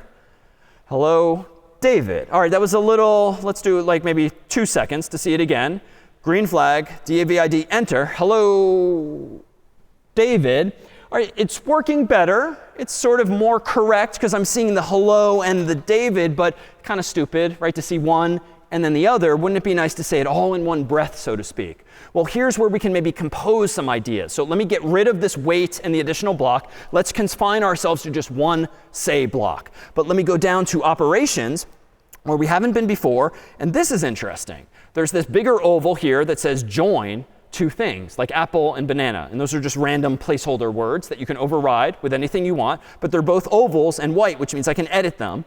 So let me go ahead and do this. Let me drag this on top of the say block. And this is just going to therefore override the hello I put there. Now, I don't want to say apple or banana, but I do want to say hello, comma. And I then want to say my name. OK, so now I can go back to sensing, go back to answer, drag and drop this here. That'll snap into place. And let me zoom in. Now what I've done is take a function, and on top of it, I nested another function, the join function, that takes two arguments or inputs and presumably joins them together as per its name. So let's see what this does for us. Let me click stop and start. I'll type in David, enter. And it's so close. Now, this is just kind of an aesthetic bug. What have I done wrong here? There's no space, so it looks a little wrong. But that's an easy fix. I just need to literally go into the hello block after the comma, hit the space bar, so that now when I stop and start again and type in David, now I see something that's closer to the grammar we might typically expect syntactically here. All right, so let's model this after what we just saw earlier. We've now introduced a so-called return value. And this return value is something we can then use in the way we want. It's not happening immediately like the speech bubble. It's clearly being passed to me in some way that I can use to plug in somewhere else, like into that join block. So if we consider the role of these variables playing, let's consider the picture now as follows. If the input now to the first function, the ask block, is what's your name, quote unquote, that's indeed being fed into the ask block. And the result this time is not a speech bubble. It's not some immediate visual side effect. It is the answer itself, stored in a so-called variable, as represented by this blue oval. Meanwhile, what I want to do is combine that answer with some text I came up with in advance by kind of stacking these things together. Now, visually in Scratch, you're stacking them on top, but it's really that you're passing one into the other into the other. Because much like math, when you have the parentheses and you're supposed to do what's inside the parentheses and then work your way out, same idea here. You want to join hello and answer together, and whatever that output is, that then becomes the input to the say block, which, like in math, is outside of the join block itself. So pictorially, it might now look like this. There's two inputs to this story, hello, comma, space, and the answer variable. The puzzle piece in question is join. Its goal in life had better be to give me the full phrase that I want, hello, comma, David. Let's shift everything over now, because that output is about to become the input to the say block, which itself will now have the so-called side effect. And so this, too, is what programming, and in turn what computer science is about, is composing with the solutions to smaller problems, solutions to bigger problems, using those component pieces. And that's what each of these puzzle pieces represents, is a smaller problem that someone else, or maybe even you, has already solved. Now we can kind of spice things up here. If I go back to Scratch's interface, we don't have to use just the puzzle piece here. I can do something like this. Let me go ahead and drag these apart and get rid of the say block. Down here, just for fun, there's all these extensions that you can add over the internet to your own Scratch environment. And if I go to like text-to-speech down here, I can, for instance, do a speak block instead of a say block, colored here in green. I can now reconnect the join block in here. And if we could raise the volume just a little bit, let me stop the old version, start the new version, type in my name, and hear what Scratch actually sounds like. Hello, David. OK, not very cat-like, but we can kind of waste some time on this by like dragging the set voice to box. And I can put this anywhere I want above the speak block. So I'm just going to put it here, even though I've already asked a question. Maybe kitten sounds appropriate. Let's try again. DAVID. Meow, meow. OK, and then let's say giant. A little creepier. Here we go. DAVID. And lastly? Hello, David. All right. A little ransom-like instead. All right. So that's just some additional puzzle pieces, but really just the same idea. But I like that we've introduced some sound. So let's do this. Let me go ahead and throw away a lot of those puzzle pieces, leave ourselves with just the when green flag clicked, and play around with some other building blocks that we've seen already thus far. Let me go ahead, for instance, under sound, and let's make the cow actually meow. So it turns out Scratch, being a cat by default, comes with some sounds by default, like meowing. So if we go ahead and click the green flag after programming this program, let's hear what he sounds like now. OK, kind of cute. And if you want Scratch to meow twice, you can just play the game again. And a third time. All right, but that's going to get a little tedious, as cute as it is. So I can solve that. Let's just grab 3 of the puzzle pieces and just drag them together and let them connect. And now click the green flag. All right, it gets less cute quickly, but maybe we can slow it down so that the cat doesn't sound so hungry maybe. Let me go under, let's see, under control. Let's grab one of those wait 1 second and maybe plop a couple of these in the middle here. That might help things. And now click the green flag. OK, still a little hungry, but let's see if we change it to 2, and then I change it to 2 down here in both places. Let's play it again. OK, cuter, maybe. But now I'm venturing into badly programmed territory. This is correct. If my goal is to get the cat to meow 3 times, pausing in between, 3 times, pausing in between, what is bad about this code, even if you've never programmed before, though? Yeah, in the middle? Yeah, I literally had to repeat myself 3 times, essentially copy pasting. And frankly, I could have been really lazy and I could right click or control click and I could have chosen duplicate. But generally, when you copy paste code or when you duplicate puzzle pieces, probably doing something wrong. Why? It's solving the problem correctly, but it's not well designed, even if for only because when I changed the number of seconds, now I had to change it in 2 places. So I had 1 initially, then I had to change it to 2. And if you just imagine in your mind's eye having not like 6 puzzle pieces, but 60 or 600 or 6,000, you're going to screw up eventually. If it's on you to remember to change something here and here and here and here, like you're going to mess up. It's better to keep things simple and ideally centralized by factoring out common functionality. And clearly, playing sound and waiting is something I'm doing at least twice, if not a 3rd time here as well. So how can we do this better? Well, remember this thing. Loops. Maybe we can just do something a little more cyclically. So I tell the computer to do something once, but I tell it how many times to do that all together. So notice here, by coincidence, under control, I have a repeat block, which doesn't say loop, but that's certainly the right semantics. Let me go ahead and drag the repeat block in, and I'll change the 10 to 3, just for consistency here. I'm going to go back to sound. I'm going to go ahead and play sound meow until done, just as before. And just so it's not meowing too fast, under control, I'm going to grab a wait 1 second and keep it inside the loop. And notice that the loop here is sort of hugging these puzzle pieces by growing to fill however many pieces I actually cram in there. So now if I click play, the effect is going to be the same, but it's arguably not only correct, but also well designed. Because now if I want to change the weight, change it in one place. If I want to change the total number of times, change it in one place. So I've modularized the code and made it better designed in this case. But now this is silly because even though I want the cat to meow, it feels like any program in which I want this cat to meow, I have to make these same puzzle pieces and connect them together. Wouldn't it be nice to invent the notion of meowing once and then actually have a puzzle piece called meow, so when I want the cat to meow, it will just meow? Well, I can do that too. Let me scroll down to My Blocks here in pink. I'm going to click Make a Block, and I'm going to literally make a new puzzle piece that MIT didn't think of called Meow. And I'm going to go ahead and click OK. Now I have, in my code area here, a define block, which literally means define meow as follows. So how am I going to do this? Well, I'm going to propose that meowing just means to play the sound meow until done, and then wait 1 second. And notice now I have nothing inside my actual program, which begins when I click the green flag. But notice at top left, because I made a block called meow, I now have access to one that I can drag and drop. So now I can drag meow into this loop. And per my comment about abstracting the lower level implementation details away, I'm going to sort of unnecessarily, dramatically just move that out of the way. It still exists. I didn't delete it. But now out of sight, out of mind. Now, if you agree with me that meow means for the cat to make a sound, we've abstracted away what it means mechanically for the cat to say that sound. And so we now have our own puzzle piece that I can just now use forever because I invented the meow block already. Now, I can do one better than this. It would be nice if I could just tell the meow block how many times I want it to meow, because then I don't need to waste time using loops either myself. So let me do this. Let me zoom out.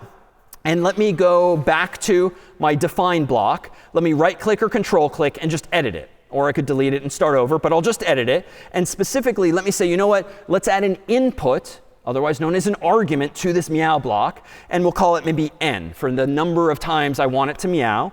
And just to be super clear, I'm going to add a label, which has no functional impact, but it just helps me remember what this does. So I'm going to say meow n times, so that when I see the puzzle piece, I know what the n actually represents. If I now click OK, my puzzle piece looks a little different at top left. Now it has the white oval into which I can type or drag input. Notice down here in the define block, I now see that same input called n. So what I can do now is this. Let me go under Control, drag the repeat block here. And I have to do a little switcheroo. Let me disconnect this, plug it inside of the repeat block, reconnect all of this. And I don't want 10. And heck, I don't even want 3 down here anymore. I can drag this input, because it's the right shape, and now declare that meowing n times means to repeat the following n times. Play sound meow until done. Wait 1 second. And keep doing that n total times. If I now zoom out and scroll up, notice that my usage of this puzzle piece has changed, such that I don't actually need the repeat block anymore. I can disconnect this. And heck, I can actually right click and control click and delete it. Just use this under the green flag, change this to a 3, and now I have the essence of this meowing program. The implementation details are out of sight, out of mind. Once they're correct, I don't need to worry about them again. And this is exactly how Scratch itself works. I have no idea how MIT implemented the wait block or the repeat block. Heck, there's a forever block, and there's a few others. But I don't need to know or care, because they've implemented those building blocks that I can then implement myself. I don't necessarily know how to build a whole chatbot, but on top of OpenAI's API, this web-based service, I can implement my own chatbot because they've done the heavy lift of actually implementing that for me. Well, let's do just a few more examples here. Let's bring the cat all the more to life. Let me throw away the meowing. Let me open up under when green flag clicked. How about that forever block that we just glimpsed?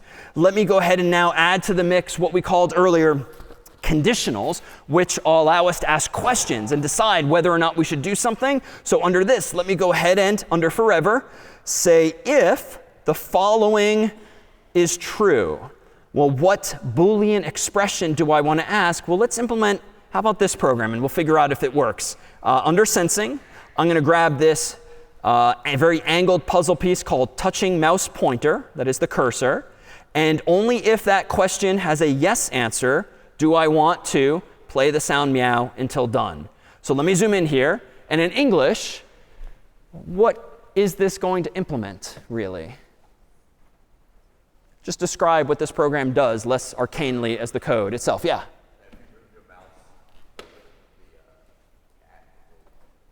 Yeah, if you move the mouse over the cat, it will make noise. So it's kind of like implementing petting a cat, if you will. So let me zoom out, click the green flag, and notice nothing's happening yet. But notice my puzzle pieces are highlighted in yellow because it is, in fact, still running because it's doing something forever. And it's constantly checking if I'm touching the mouse pointer. And if so, it's like I just pet the cat. Now it stopped until I move the cursor again.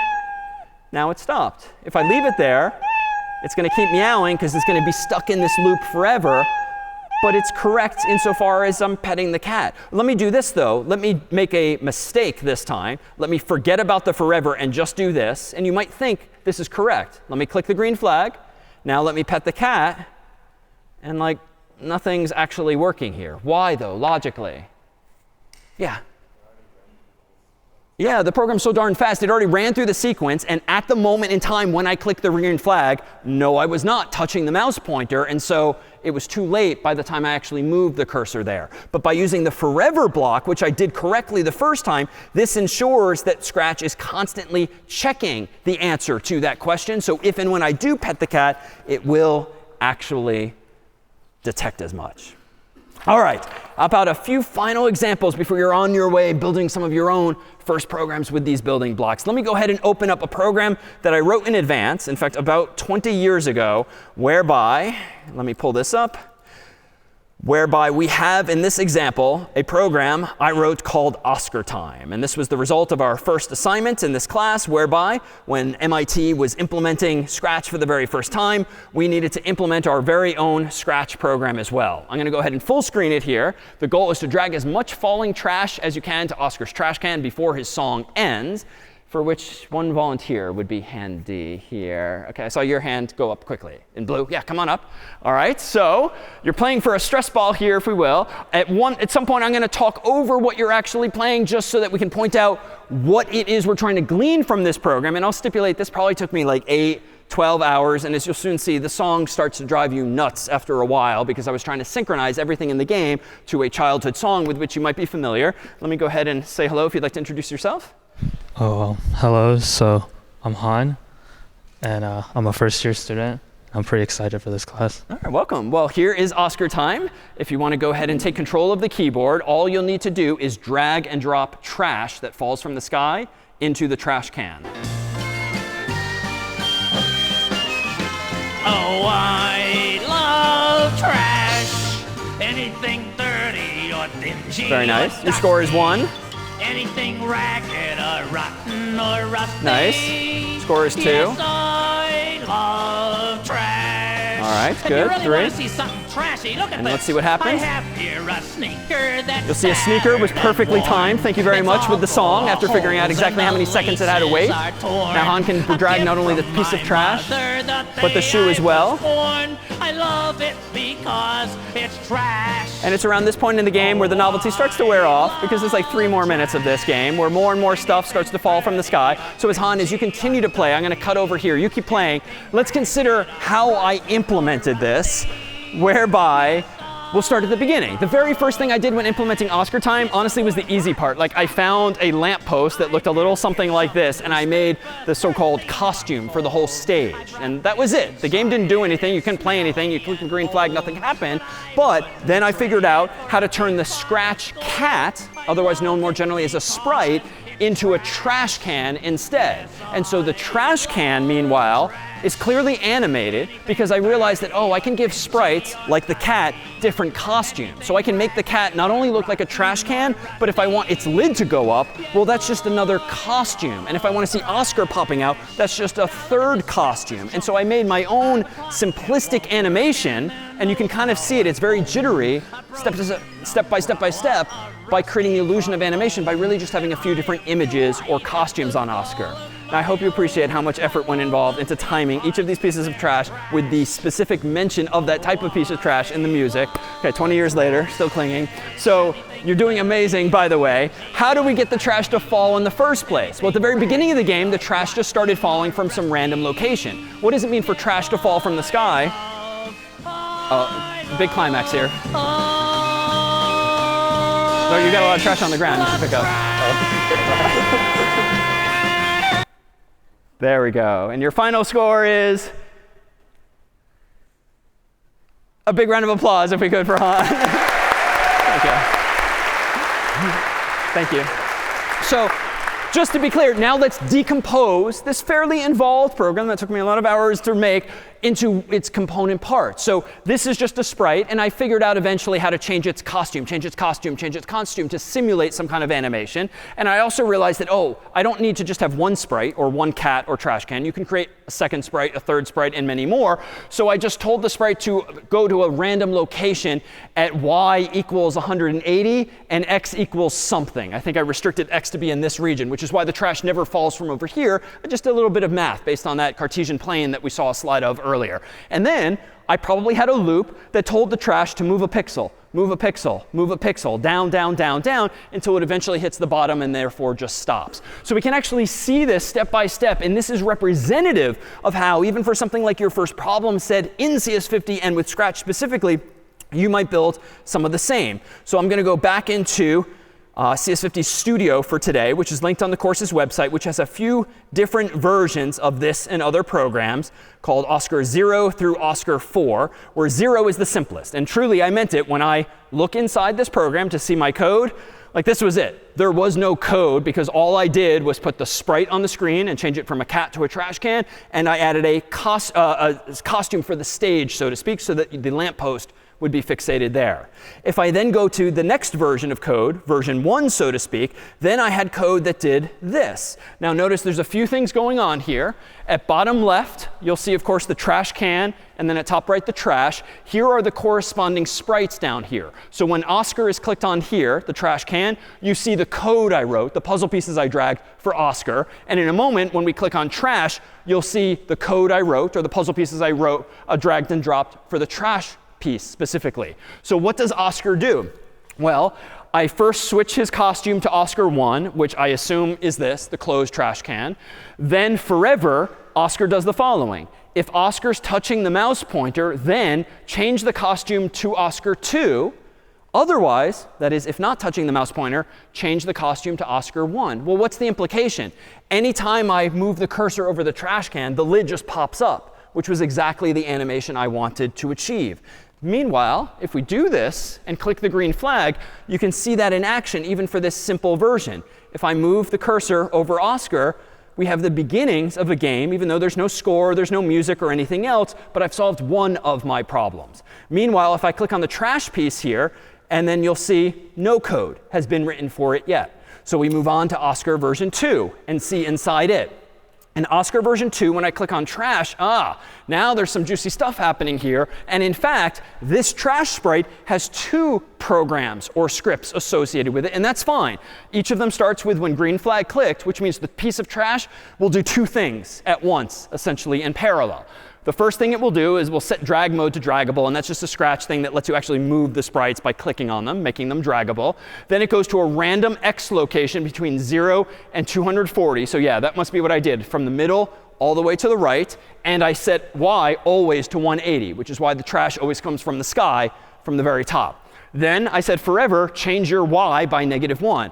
And here's where it's useful to know what 180 is, 240 is, and so forth. Because if I want the trash to go down, so to speak, that's changing its Y by a pixel, by a pixel, by a pixel. And thankfully, MIT implemented it such that if the trash tries to go off the screen, it will just stop automatically, even if it's inside of a forever block, lest you lose control over the sprites altogether. But in parallel, what's happening is this. Also, when the green flag is clicked, the trash piece is doing this too. Forever, if touching Oscar, what's it doing in blue here? Sort of teleporting away. Now, to your eye, hopefully, it looks like it's going into the trash can. But what does that mean to go into the trash can? Well, I just put it back into the sky as though a new piece of trash is falling. So even though you saw one piece of trash, 2, 3, 4, and so forth, it's the same sprite, just acting that out again and again. So here, if I click play on this program, you'll see that it starts falling 1 pixel at a time. Because it's draggable, I can sort of pull it away and move it over to the trash can like that. And as soon as I do, it seems to go in, but really it just teleported to a different X location, still at Y equals 180. Again, it's not much of a game yet. There's no score, there's no music or anything. But let's go to Oscar 3 now. And in Oscar 3, if we scroll over to the trash, even more is happening here insofar as I realized, you know what, there was kind of an inefficiency before. Previously, I had these 2 programs, or scripts, synonym, whereby they both went to the top by going to 0 to 240 for X and then 180 for Y. And if you noticed, I used that here and I used that down here in both programs. Now, that too is kind of stupid because I literally copied and pasted the same code. So if I ever want to change that design, I have to change it in 2 places. And I already proposed that we frown upon that. So what did I do in this version? I just created my own block. And I decided to call my own function go to top. What does it mean to go to the top? Pick a random X between those values and fixate on Y equals 180 initially. Now, in both of those programs, which are otherwise identical, I just say what I mean. Go to top, go to top. And if I really wanted to, I could drag this out of the way and never think about it again, because now that functionality exists. So correct but arguably better designed. I've now factored out commonality so as to use and reuse my code as well. So let's go up to Oscar version 4 now. And in Oscartime version 4, the trash can does a little something more, whereby what have I added to this mix, even though we haven't dragged this puzzle piece together before? Yeah, what's new? Yeah, so it turns out on the left here, there's a variables category, which goes beyond the answer variable that we just automatically get from the ask block. You can create your own variables, x, y, z, but in programming, it's best to name things not silly, simple words like x, y, and z, but full-fledged words that say what they are, like score. So I'm setting a score variable to 0. And then anytime the trash is touching Oscar before it teleports away to the top, I change the score by 1. That is, increment the score by 1. And what Scratch does automatically for me is it puts a little billboard up here showing me the current score. So if I now play this game once more, the score is going to start at 0. But if I drag this trash over here and even let it fall in, as soon as it touches, the score goes to 1. And now if I click and drag again, the score is going to, as soon as it touches Oscar, going to go to 2. And so forth. And you saw in the final flourish with Han playing that once you add the sound and other pieces of trash, which are just really other sprites, and I just had wait like a minute, wait 2 minutes, so that the trumpet would fall at the right time, I've broken down a fairly involved program into these basic building blocks. And when you too write your own program, that's exactly how you should approach it. Even if you have these grand aspirations to do this or that, start by the simple problems and figure out what bites can I bite off in order to make progress, baby steps, if you will, to the final solution. Well, let's look at one other set of examples before we have one final volunteer to come up. And as you'll soon see, it's tradition in CS50 to end the first class with cake. So in a moment, cake will be served out in the transept. And please feel free to come up and say hi and ask questions if you'd like to. Let me go ahead and open up, though, a series of building blocks here via which we can make so-called Ivy's hardest game, which is one implemented by one of your predecessors, a former classmate from CS50. So here we have a whole bunch of puzzle pieces written by your classmates. But, and let me go ahead and zoom in on this screen. You'll see that this Harvard crest is my sprite. So it's not a cat, it's not a trash can, it's a Harvard crest. And it exists in a very simple two-dimensional world with 2 walls next to it. If I click on the green flag, notice that with my hands here, I can go up, I can go down, I can go left, and I can go right. But if I try going too far right, I get stuck on the wall. If I go too far left, I get stuck on the wall. Well, it's sort of the beginning of any animation or game, but how do I do this? Well, let me go up here and propose that the first thing the Harvard sprite is doing is it's going to the middle, 0, 0, and it's then forever listening for the keyboard and feeling for walls. Now, those are functions I implemented myself to kind of describe what I wanted the program to do. And let's do the shorter one first. What does it mean to feel for the walls? Just to ask the question, if you're touching the left wall, change your x by 1. If you're touching the right wall, change your x by -1. Why have I defined touching walls in this weirdly mathematical way? Yeah. Sure, yeah. Basically, like, counteracts the movement you'd be getting otherwise. Your net effect is just not moving. Exactly. Because if I've gone so far right that I'm touching the right wall, well, I'm already kind of on top of the wall a little bit. So I effectively want the sprite to bounce off of it. And the easiest way to do that is just to say back up 1 pixel, as though you can't go any further. And same for the left wall. Meanwhile, let me scroll over to the second script or program that's running in parallel. It's a little longer, but it's not more complicated. What does it mean to listen for keyboard? Well, just check. If the key up arrow is pressed, change y by 1. Ergo, go up. Else, if the key down arrow is pressed, then change y by -1. Key right arrow is pressed, change x by 1, and so forth. So again, this is where the math and the numbers are useful, because it gives you a world in which to live, up, down, left, right, deconstructed into some simple arithmetic values. All right, so the net result is that we have a crest living in this world. Well, let's add a bit of competition here. And in the second version of this game, let me go ahead and full screen it again, click play, and now we'll see sort of an enemy bouncing back and forth autonomously. So there's no one playing except me. I'm controlling Harvard. Yale is bouncing on its own. And nothing bad's going to happen if it hits me, but it does seem to be autonomous. So how is this working? Well, if it's doing this forever, there's probably a forever loop involved. So let's see inside here. Let's click not on Harvard, but on the Yale sprite. And sure enough, if we focus on this for a moment, we'll see that the first thing Yale does is go to 0, 0. It points in direction 90 degrees, which just gives you a sense of whether you're facing left or right or wherever. And then it forever does the following. If it's touching the left wall or touching the right wall, I was a little clever this time, if I may. I just kind of turn around 180 degrees, which effectively bounces me back in the opposite direction. Otherwise, I go ahead and no matter what, just move one step. And this is why Yale is always moving back and forth. So a quick question. If I wanted to speed up Yale and make this beginning of a game harder, what would I do? Yeah. Yeah, so let's have it move like 10 steps at a time. Right? This looks like a much harder game, if you will, like level 10 now, because it's just moving so much faster. All right, well, let's try a third version of this that adds another ingredient. Let me full screen this and click play. And now you'll see the even smarter MIT homing in on me by following my actual movements. So this is sort of like boss level material now. And it's just going to follow me. So how is this working? Well, it's kind of a common game paradigm. But what does this mean? Well, let's see inside here. Let's click on MIT sprite. It's pretty darn easy.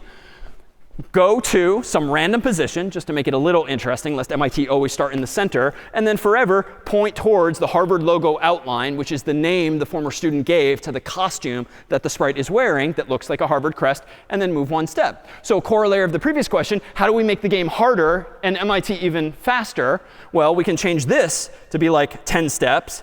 And now you'll see MIT is a little twitchy because this is kind of a visual bug. Let me make it full screen. Why is this visual glitch happening? It's literally doing what I told it to do. It just looks stupid. Yeah. Say it again? Yeah, it's moving so fast that it's sort of going 10 pixels this way, but then it kind of overshot me. So then it's doubling back to follow me again, and it's doubling back this way. And because these are such big footsteps, if you will, it just has this visual effect of twitching back and forth. So we might have to throttle that back a bit and make it 5 or 2 or 3 instead of 10, because that's clearly not desirable gaming behavior here. All right, well, let's go ahead and do this. Let's put them all together, just as your former classmate did when submitting this actual homework. The game will conclude, hopefully, in an amazing climax where you've won the game. So we need someone, ideally, with really good hand-eye coordination to play this final game here. Yeah? Your hand went up first, I think. OK, come on up. Big round of applause, because there's a lot of pressure to end.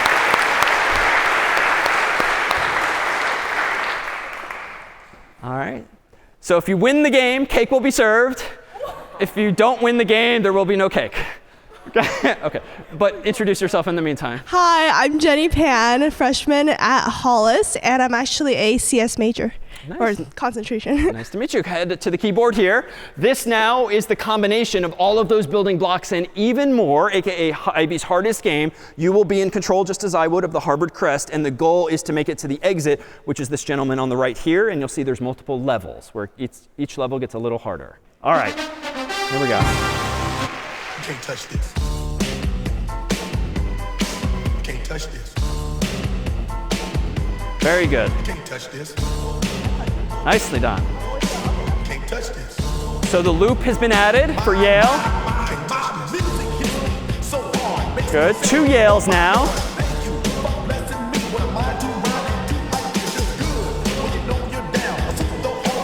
All right. 3 Yales now. Nice. Here comes MIT.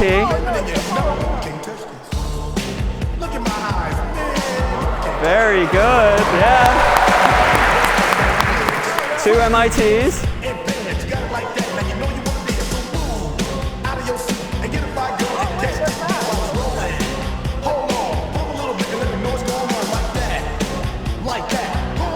Nice. Yes.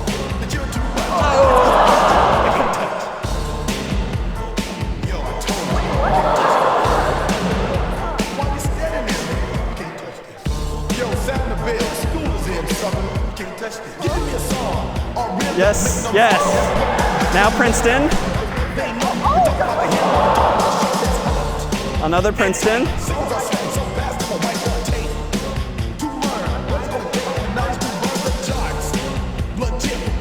Second to last level.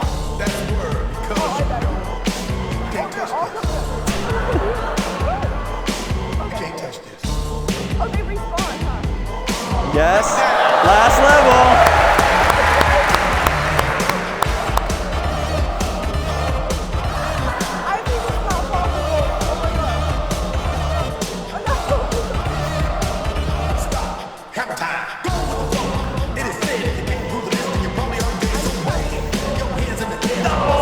So close, keep going, keep going.